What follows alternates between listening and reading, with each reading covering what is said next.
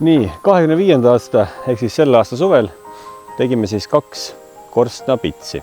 Antud korstnapitsid on laotud siis Lode Janka punasest tellisest, taas kord laotud jälle valge vuugiga ehk siis meistri lubi tsementmördiga, nagu meil on ta tavaks saanud juba.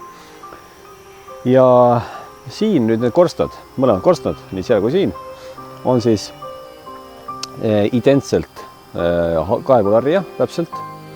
Majas sees oli paigutus selline korstnadel. Siin sees on moodukorstn tegelikult. Alt tuleb moodukorstn otse ülesse. Moodukorstnadele sai paigutatud siis konsoolid. Moodukorstn teostasime eelmine aasta, see aasta teostasime siis korstnapitsid. Ja moodukorstnadele on ka siis konsoolid on vahel ja konsooli peale toetub siis omakorda siis kogu siis see tellisvooder.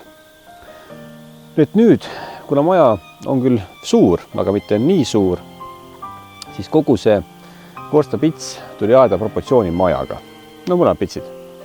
Et seda teha, siis on see, et kõik need tellised tagantpoolt on lõigatud kitsamaks. Ta on ikkagi moodukorstna ümber vooder, et siin ei ole seal olulist, kui paks ta on. Ja sellepärast on siis ka siis siin niimoodi tehtud. Et ühtegi lõiget, kus on kivi, mis näiteks, et kivi on seespoolt õhem, väljaspoolt näha ei ole. Ja siuke ta siin lõpuks siis sai. Korstnamüts, toonis must, RR33, 2 kaart, happekindel rostvateras, ventilatsioon ja suits.